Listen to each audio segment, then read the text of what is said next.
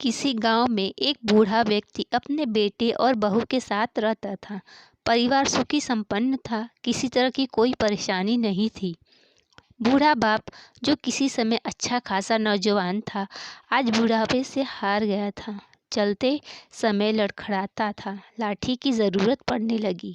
चेहरा झुर्रियों से भर चुका था, बस अपना जीवन किसी तरह व्यतीत कर रहा था। घर में एक चीज अच्छी थी कि शाम को खाना खाते समय पूरा परिवार एक साथ टेबल पर बैठकर खाना खाता था। एक दिन ऐसे ही शाम को जब सारे लोग खाना खाने बैठे, बेटा ऑफिस से आया था।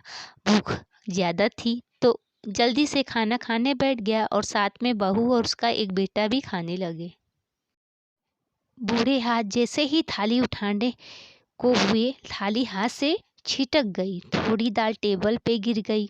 बहू बेटे ने घृणा दृष्टि से पिता की ओर देखा और फिर से अपना खाने में लग गए। बूढ़े पिता ने जैसे ही अपने हिलते हुए हाथों से खाना शुरू किया तो खाना कभी कपड़ों पे गिरता, कभी जमीन पर। बहू चिढ़ते हुए कहा, हे राम, कितनी गंदी तरह से खाते हैं। मन करता है इनकी थाली किसी अलग कोने में लगवा देते हैं। बेटे ने भी ऐसा सिर हिलाया जैसे पत्नी की बात से सहमत हो। उनका बेटा यह सब मासूमियत से देख रहा था। अगले दिन पिता की थाली उस टेबल से हटाकर एक कोने में लगवा दी गई। पिता डबडबाती आंखें से सब कुछ देखते हुए भी कुछ बोल नहीं पा रहा था। बूढ़ा पिता रोज की तरह खाना खाने लगा। खाना कभी इधर गिरता, कभी उधर गिरता। छोटा बच्चा अपना खाना छोड़कर लगातार अपने दादाजी की तरफ देख रहा था। माँ ने पूछा, क्या हुआ बेटे, तुम दादाजी की तरफ क्या देख रहे हो और खाना क्यों नहीं खा रहे हो? बच्चा बड़ी मासूमियत से बोला, माँ, मैं सीख रहा हूँ कि वृद्धों के साथ कैसा व्यवहार करना चाहिए।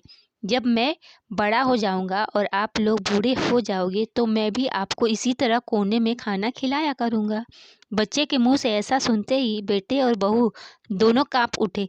शायद बच्चे की बात उनके मन में बैठ गई थी, क्योंकि बच्चा ने मासूमियत के साथ एक बहुत बड़ा सबक दोनों लोगों को दिया। बेटे ने जल्दी से आगे बढ़कर पिता को उठाया और वापस टेबल पे खाने के लिए बिठाया, और बहू भी भागकर पानी का गिलास लेकर आई कि पिताजी को कोई तकलीफ ना हो।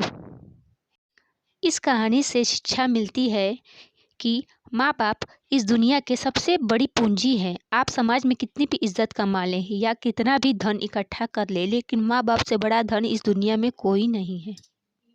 फ्रेंड्स, अगर स्टोरी पसंद आए तो चैनल को लाइक, शेयर और सब्सक्राइब